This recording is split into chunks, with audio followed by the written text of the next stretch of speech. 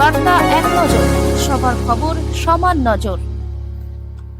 বাঁশবেড়িয়া কার্তিক পুজোর মতোই মগরা সরস্বতী পুজোর সুনাম রয়েছে। এখানে প্রায় 20 থেকে 25টি বিগ বাজেটের পুজো হয়।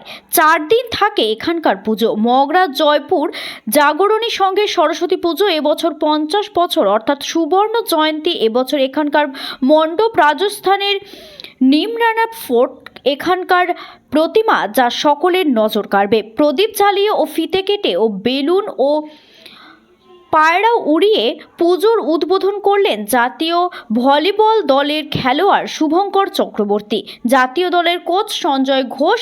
এছাড়া উপস্থিত ছিলেন এলাকার বিশিষ্টজনেরা।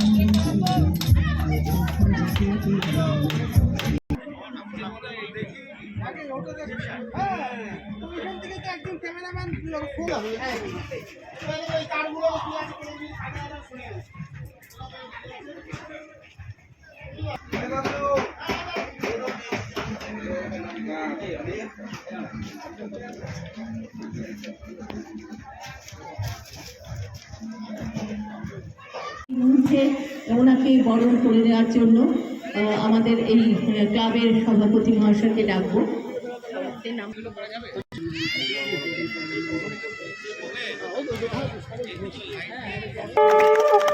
বলছি দাদা এই ঘুরে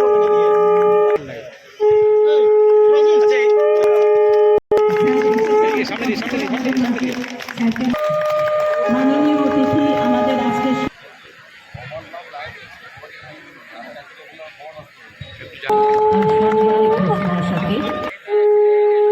উজ্জ্বল মুখার্জির পর আমি ডাকবো আমাদের মাঝে ধন্য ছাত্রদের মধ্যে মগরা জাগরণী সংঘের সরস্বতী পুজোর শুভ উদ্বোধন করছেন আমাদের মাননীয় স্যার শুভঙ্কর চক্রবর্তী মহাশয়।